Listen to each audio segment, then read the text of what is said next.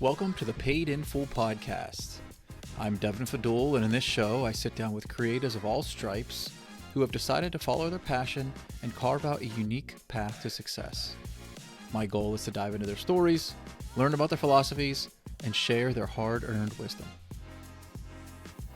Hello, friends. Welcome back to the Paid in Full podcast. I apologize for the long wait, but I do think today's guest will more than make up for it.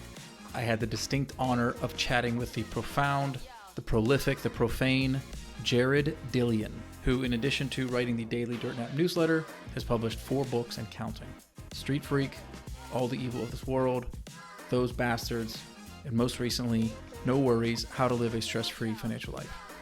Pound for pound, Jared is easily one of the most insightful writers out there, with life lessons on everything from depression to friendship, and of course, personal finance.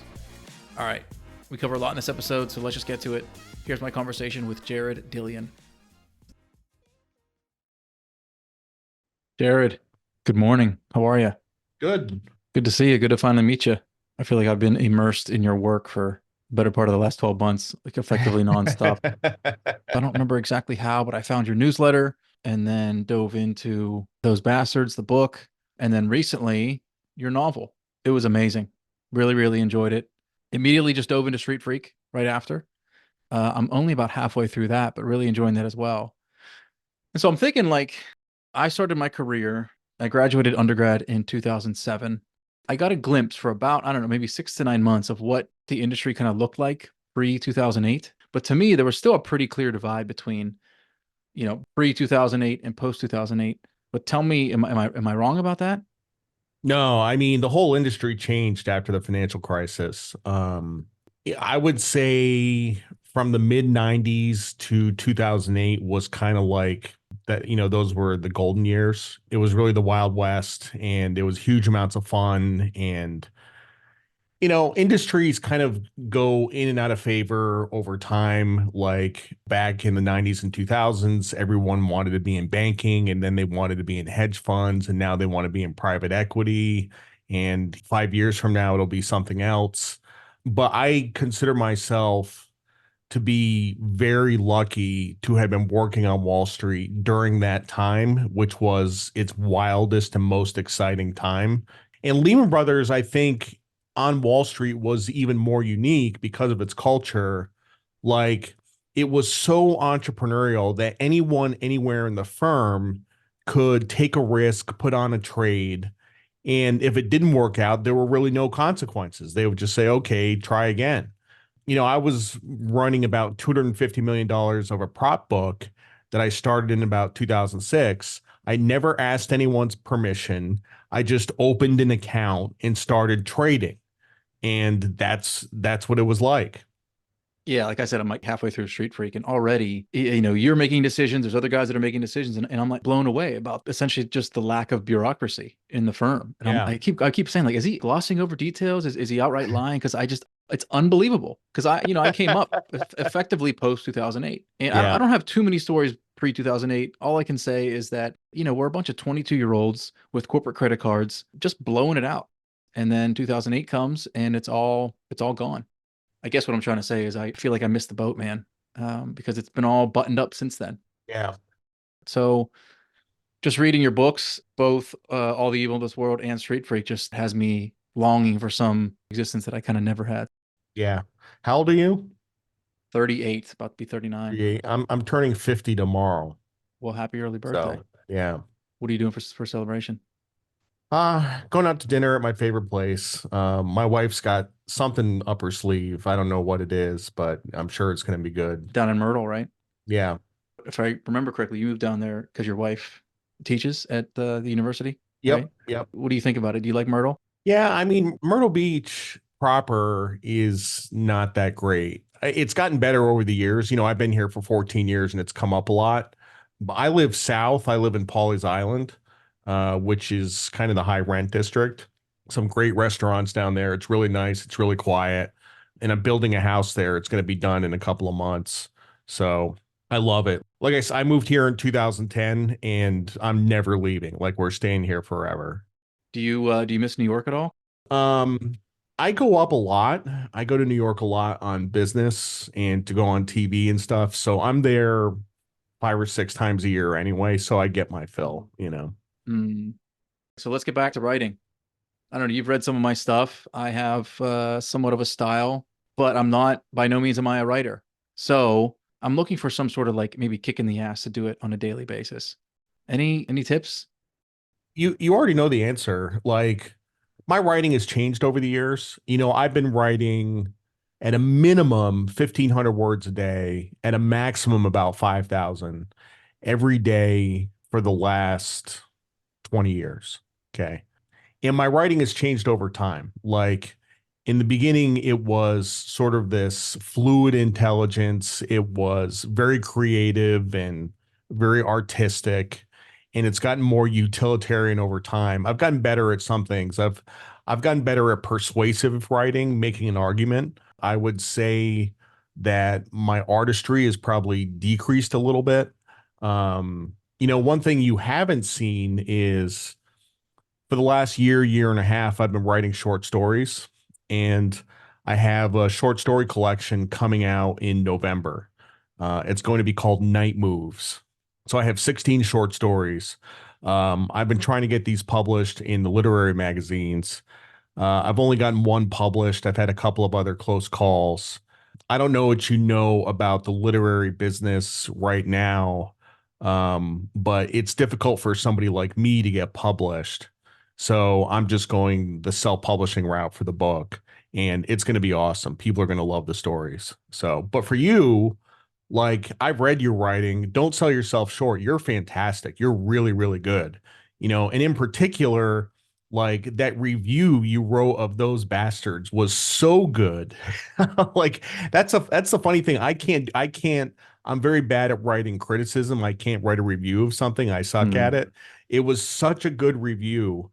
And there were some lines in there like, what was laying stinking and unpublished at the bottom of my hot take hamper. I mean, just like hanging in the Louvre, like that's awesome. I mean, you've already got the chops. It's just a matter of putting in the hours. And it's just really a matter of like how you want to do it. Like, I mean, you could do like I do and write 1,500 word essays and post them on Substack. You could write fiction. But the key is writing is actually it's worse than weightlifting, right? If you take a week off of lifting weights, your body actually heals and you get stronger, right?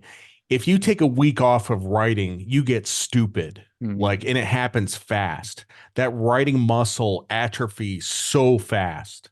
So you really, really have to do it every day. So I do it even on the weekends. Saturday, Sunday, I'm sitting on the couch with the laptop and I'm writing stuff.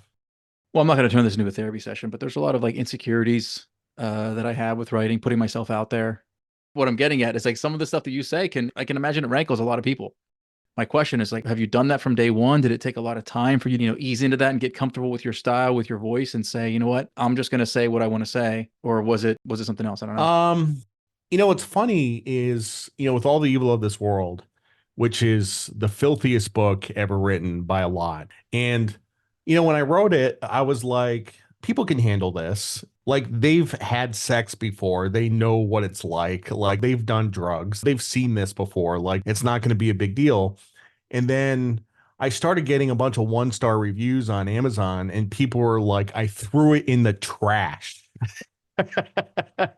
I had like clients say this to me. They're like, I threw it away because I didn't want my kids to find it, and I'm like, oh my God. But then I was like, well, that's good writing. Good writing makes you feel something, whether it's happy or sad, or in this case, revulsion. Good writing makes you feel something and provokes you. I read an incredible short story a couple of weeks ago about a fictitious game show, and it had an incredible twist of an ending. But basically, it's kind of like one of these trivia game shows. But if you get the last question wrong, they actually get out an axe and chop off the contestant's head. That's like the reveal at the end of the story. And I read that I'm like, they're bringing out the axe. I'm like, wait a minute, like, is this happening? Like, what is going on? And it was one of the coolest endings to a story I ever wrote. And I talked to the guy that that put the anthology together, he's like, yeah, we almost didn't include it. And I'm like, God, that's the good stuff. That's the really good stuff. So Yeah. In one of your, I think it was a recent newsletter, and I'm going to read it from here. You said your real goal was to quote, revolutionize literary fiction. What does that mean exactly? well, I'm kind of a throwback to the 90s. I grew up on 90s literary fiction. I don't know your political orientation. I don't mean to just start a discussion on politics, but basically the literary world has gotten very woke, okay? And the feeling in the literary world is that in the past, white male writers were overrepresented, which was probably true, right? And there was a backlash to that. And now white male writers are vastly underrepresented. I mean, to the point where they're almost non existent. And now there's kind of a backlash to the backlash.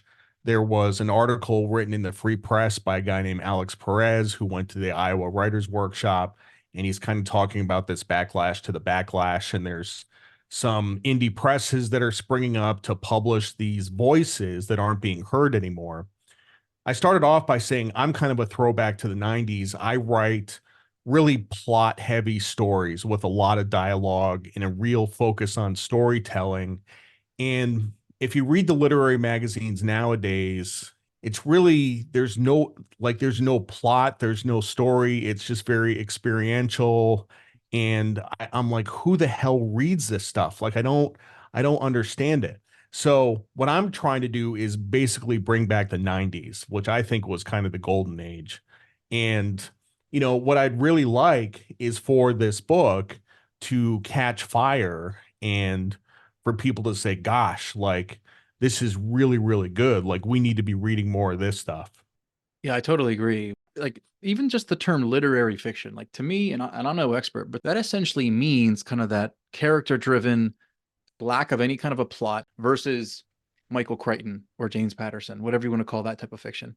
Is Commercial that fiction, probably. yeah, is that delineation, is that wrong or No, I think you're hitting at it. Some people look at my writing and say, well, it's not literary. I'm like, okay, I guess, but I tell you what, people like reading my shit a lot more than they like reading your shit. So I people love the stories. I've been going down through the list of Pulitzer Prize winners for fiction, and I equate it to like watching all of the Oscar winning movies. They're great films. They're technically perfect, and the acting is incredible, and the direction and the framing and all this stuff. But it's just not all that entertaining at the end of the day. And I want to be entertained. So while I appreciate the craft and I appreciate the technical expertise it takes to write a beautiful short story that's literary fiction, it's almost like I don't really want to read this. I want to be entertained. It's funny that you mentioned that because sales of literary fiction are plummeting. And basically the only people reading this stuff nowadays are the people who are writing it. Big It's circle jerk.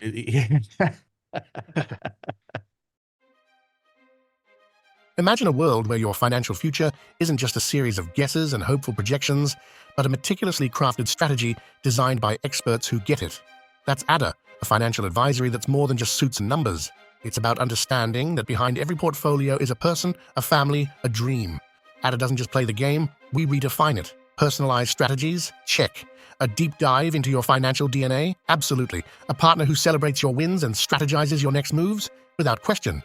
We're not just in it for the fiscal year, we're in it for the long haul.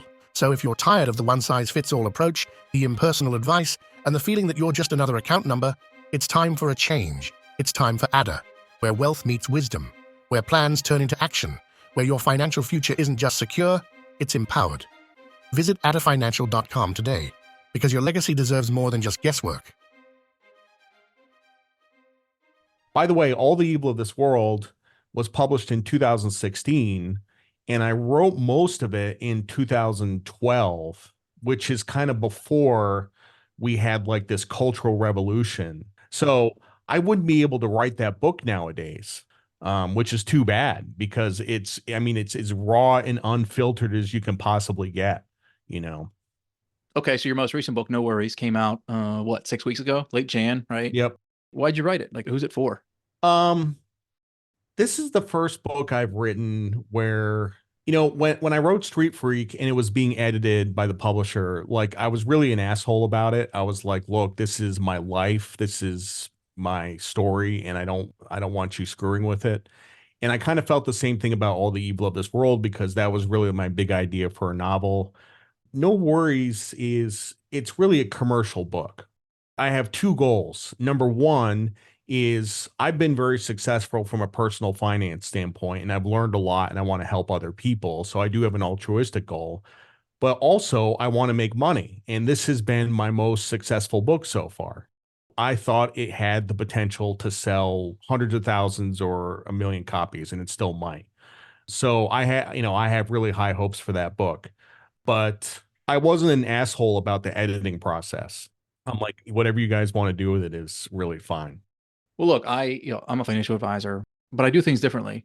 And one of the things is this idea that I wholeheartedly agree with you is that you can measure your wealth by how much stress is, around your money situation. So I tell people that I talk to all the time, like, I don't care about, optimizing your risk adjusted return, so to speak.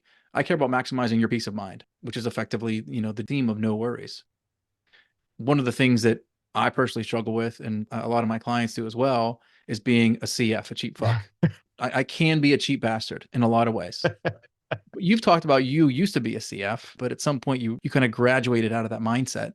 So like, what happened? It was about 2012, and I had been doing my newsletter for about 3 years, 4 years, and it was starting to seem like it was a sustainable business. And I wasn't making the kind of money I was making at Lehman yet, but I was still making good money. And I'm like, I can spend money on stuff. It's really fine. If I want to splurge and buy a $300 pair of jeans, I can do that. I have the ability to do that. I guess I was about 38 or 39 at the time, and I started getting really focused on clothes, focusing on my appearance, which is something I hadn't done before. When I was at Lehman, I used to wear like the cheapest suits of all time. And I would wear them forever, and I would get holes in the ass, and I would put like patches on the ass. I mean, I really looked like, at this bank, I looked like I was homeless. But I started paying more attention to my appearance. I started spending money on clothes, and I still do that to this day. Like that's my thing. Guilty pleasure. Yeah. Was that kind of the gateway drug to starting to spend a bit more freely for you, Yeah. or? Yeah. Yeah. Yeah. Okay. What would you say is the dumbest thing you've ever done with your money? The dumbest thing I ever did with my money was I bought a motorcycle. It wasn't a motorcycle. It was one of those Can-Ams, one of those three-wheelers. Okay. Yeah. This is actually an interesting story. So Street Freak came out in 2011, and I got all this publicity and there was all this excitement. And then the excitement kind of died down, and I got really depressed. And it wasn't like clinical depression, it was like existential depression. I was like, I am never going to accomplish anything like this again in my entire life. This was the top. It is all downhill from here, and this sucks. That's was my thinking.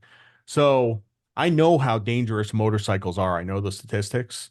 And I was like, I do not care if I get run over on the highway. I am going to buy a motorcycle. So I went to the dealership and I bought this Can-Am sport bike for like $19,000. And I used to ride it to work. I rode it all over the place. And there was one situation in particular where I was riding it down the highway and there was literally an accident right in front of me. And if I had just been 2 seconds down the road, I would have died. Like it was that close. And I said, that's it. I'm not riding this anymore. And I sold it for $3,000. So I took a $16,000 hit on the motorcycle, and I had it for a couple of years, but I think I just kind of had to go through that phase of my life. But in terms of like wasting money, like it was stupid. So Mhm. Yeah, my dumbest thing is similar, but just curious. When did you start writing in earnest? What year? I did some writing in high school and college. I won some awards and stuff, and I was known as a good writer, but I didn't really start doing it a lot until 2004. So throughout, the early 2000s when you were, just starting at Lehman, were you taking notes like Michael Lewis style, or was it all just from memory when you put it down a few years later? It was all just from memory. Yeah. Wow. Yeah. So what made you start writing? You had the successful career on Wall Street. You have your dream job. What made you do it? Well, what happened was around 2004, I was put in charge of the ETF desk. And my boss at the time took me aside and he said to me, he's like, your job is not to trade ETFs. Your job is to market the business. I was like, well, what does that mean? Do I take out billboards or TV commercials? Like, how do you market an ETF business? But my idea was that I would write market commentary Mm. and get people interested in the business. So I started this Bloomberg email list. And over the next 4 years, I had thousands of people on that list. Like everybody wanted to get on that list and get my stuff. And to put that in perspective, how successful that was, when I took over, it was a $22 million business. In 2008, it was a $90 million business. It was hugely successful. And that's when I got the idea that I could start the Daily Dirt app and do the newsletter.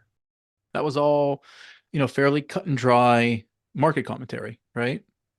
Well, I wouldn't call it cut and dry market commentary. I mean, a lot of it was, just me being me and, Okay. just a lot of screwing around and humor and great writing. And, it was probably like 40% market commentary and 60% just screwing around. So, Okay. So, I'm in the business of acquiring clients. Some significant part of my day has to be business development. And part of that is writing, obviously. And I just feel like you got to have some sort of a voice, right? You can't just write the same crap that everybody else is writing. So, this idea of kind of putting yourself out there, being a bit unique, saying things that might raise some hackles, I just have to think that's kind of like the way to go. And it sounds like that's what you were doing back in 2004. yeah, Were yeah. do you think you were like ahead of the game, or No, were I was you? definitely ahead of the game. I was definitely ahead of the game. You mentioned voice. I have a very strong first person nonfiction voice. That's really my greatest asset. I had a writing professor once tell me that anything in writing can be taught except for voice and imagination. The problem is that writing is like 90% voice and imagination. You know what I mean? Like that's really what it is. And the way I define voice is um, your brain is a filter. And some of us have very good filters, which means what's coming from your soul is not getting down to the keyboard. It's being filtered someplace in between. And I don't have much of a filter. It's coming straight from the heart onto the keyboard. And that's really what people like about it. You know what I mean? A book that has a very strong voice is the David Goggins book, Can't Hurt Me, right? The Navy Mm, SEAL book. Have you read that? no, not yet. All right, it's on the bestseller list. It's sold millions of copies.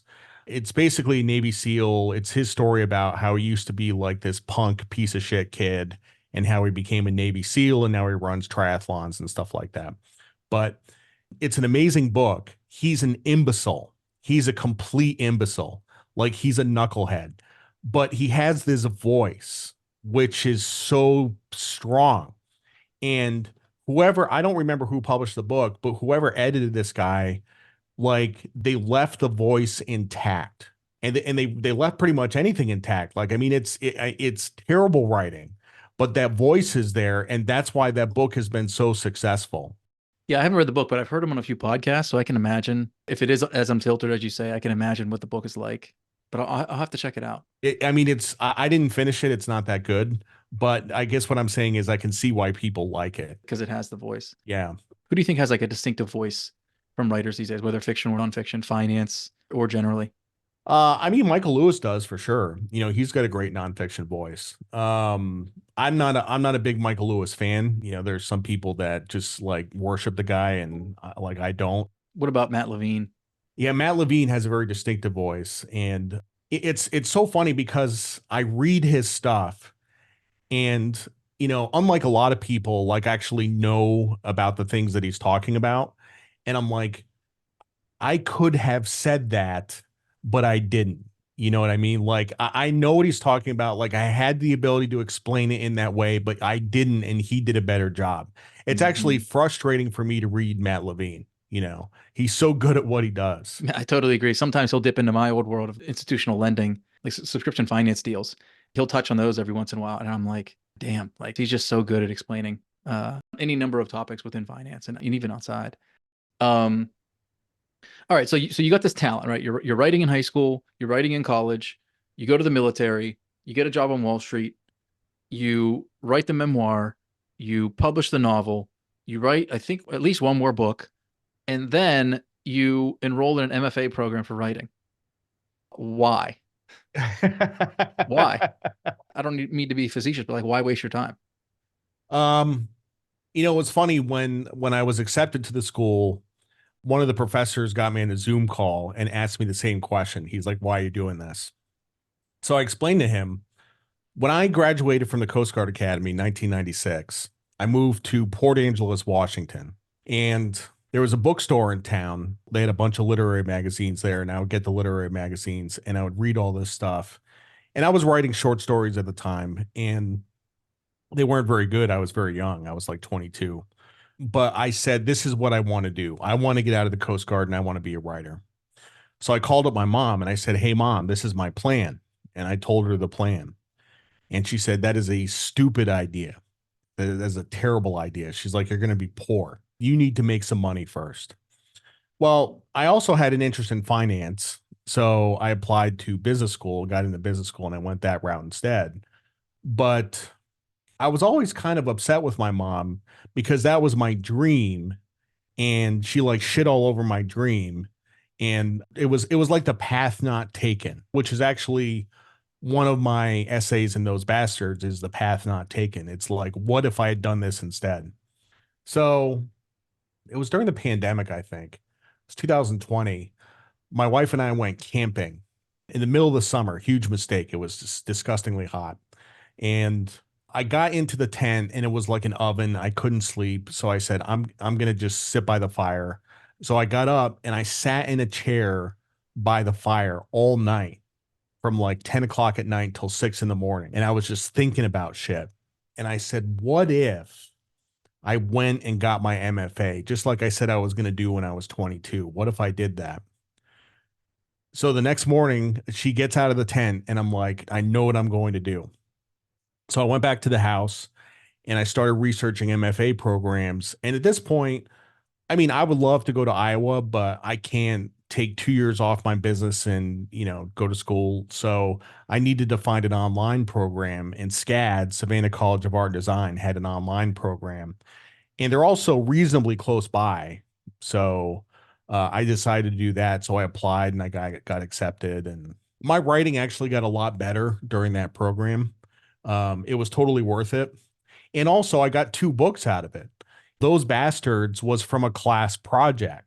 I had a digital communications class where you had to start a blog, and the book came out of that blog. And No Worries was actually my thesis. So I wrote the book as a thesis, and then I sold the book. And by the time I went and defended the thesis, I had a book deal. So picture this, like you're in an MFA program and this is your final thesis and you're defending it and you already have a book deal. Hmm. Like that never happens. So it was really one of the smartest things I ever did in my life. And you said it made you a better writer, but you had published, in my opinion, two incredible books. So what did it do exactly? It's kind of hard to explain, but getting back to what we started talking about, a lot of it was just doing the reps. Like it was forcing me to write all the time, which just doing that made me better. But I was also like, I was kind of like an athlete. I was kind of like a natural athlete that had never been taught the theory or fundamentals behind what I was doing. So one of the reasons I went back to school was to learn the theory and fundamentals and the craft. That's really interesting. So, okay, so what's the dream? Like, what is everything you're spending your time on is something that you love doing? What does that look like? And what goals have you hit at that point in like the next 3 to 5 years? Um, I don't know. I can't think that far ahead. Really, I'm still marketing No Worries. I'm really focused on the short story collection. I want that to be a big success. If it is a success, maybe that leads to other opportunities. Like, I kind of have this theory about writing in general. Like, if you're writing and putting stuff out there, you're basically buying a bunch of free optionality. Like, out of all the essays I've ever written, there's so many good things that have come out of it, opportunities, but also connections with people and stuff like that. I was at a conference in LA about 6 months ago, and this guy comes up to me and he tells me that my writing on suicide and bipolar disorder saved his life. Hmm. Like literally saved his life. He was suicidal and it saved his life. So I just keep putting stuff out there and it just leads to more and more good things. And I have this theory about how luck will never find you in your apartment. Mm-hmm. Like, I'm still in my house writing this stuff, but nothing good is going to happen to me if I keep it all in. Like, I have to get it out, and it just leads to more and more opportunities. Well, look, man, I'm not blowing smoke, but I'm one of those people. I mean, you've had an impact on me. I've learned a lot of lessons from you and your writing. And I mean, this podcast right here is just goes to show that you put yourself out there. And what was the line again? You're not gonna. Luck will never find you in your apartment. That's incredible. I wholeheartedly believe in that, but I just have these insecurities when it comes to telling my story, whether it's like, any number of embarrassments or regrets or shameful things or failures that I've had in my life and my career, et cetera, et cetera. Does that ever stop? Are you just used to it, or how does that manifest itself in your brain? So, first of all, one of the reasons I write, actually, the main reason I write, I don't really write for other people. I write for me because it's therapeutic. Like just the act of writing it down and sending it out, it helps me out. Like I don't really set out to help other people, but it really helps me. Hmm. I can tell you that, I can hear in your voice that you have a lot of stories that you want to tell and you're worried about how they'll be received and stuff like that. A lot of people say to me, well, I would write a book, but I have a very boring life. I'm like, nobody has a boring life. Everybody has a story. Everybody has a story. It's just a matter of the storytelling. Like if you gave me the story of somebody who worked for a public utility in Norwich, Connecticut, who went home every day and watched American Idol, like I could turn that into a story. You know what I mean? Like everybody has a story. It's just a matter of the storyteller, like telling the story. Everybody is interesting. Honestly, what it probably is, and I haven't thought about this too much, it's having like friends and family read it. I don't care if strangers read it. It's my friends and family. That's what holds me back. Me writing some stuff, putting it online, me doing this podcast. I mean, this is not my comfort zone, man. But I think every time I do it, it gets a bit more comfortable. And like you said, the idea is just to make connections, put some stuff out there and see what happens. But this is not easy for me. You mentioned American Idol. I'm a big fan. Yeah, yeah. When you talk about telling a story, man, they are masters of that. I probably cried more during an American Idol auditions than any other media put together. Like seriously, Ian Tongi from last year. That was incredible. that was beautiful. I mean, they're just getting better at it.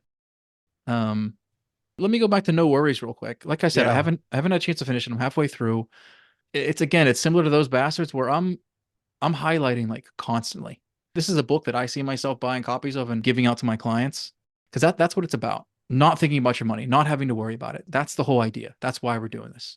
Money is just a tool. Money is a mindset, and we don't want it to bring negative emotions into our lives. Like that's my whole thing. Yeah. So thank you. Thank you for writing, man. It's a great book. It's a great book. I think the sequel is going to be The Awesome Portfolio. So let me see if I can remember what the awesome portfolio is. A quarter gold, a quarter stock. 20% stocks, 20% bonds, gold, cash, and real estate. The biggest thing that I have a question on in that portfolio is bonds. I can't wrap my head around why right now, when interest rates are fairly high, you can get 5% on cash. What purpose do bonds have in, an average 40-year-old's portfolio? I This mean, is the genuine question that I have. it may seem that, with deficits being what they are, just this unlimited supply of treasuries and inflation, like it might seem like bonds may not make a lot of sense. But if we have a recession, you're going to have a 200 basis point move in tens. The ag is going to return like 15% a year. It just, you can't, a lot of people say like, well, you should underweight bonds in the portfolio. I'm like, no, you keep them in the proper allocations because you just don't know what is going to happen. You can't predict. So do you think of it as just a hedge then? No, I mean, really, all the asset classes are in there for a reason because of the correlations with each other. So stocks and bonds are usually negatively correlated. They were positively correlated for the last couple of years. They could be negatively correlated again. But then you have gold, which is not really correlated to anything, and real estate, which is slightly correlated to stocks, but is more correlated to inflation. Like all the asset classes are in there for a reason. Like you don't say, well, I don't want this asset class because it returns less than everything else.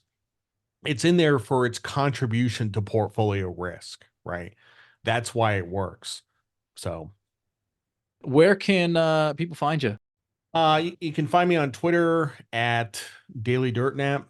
The Daily Dirt Nap newsletter is at dailydirtnap.com.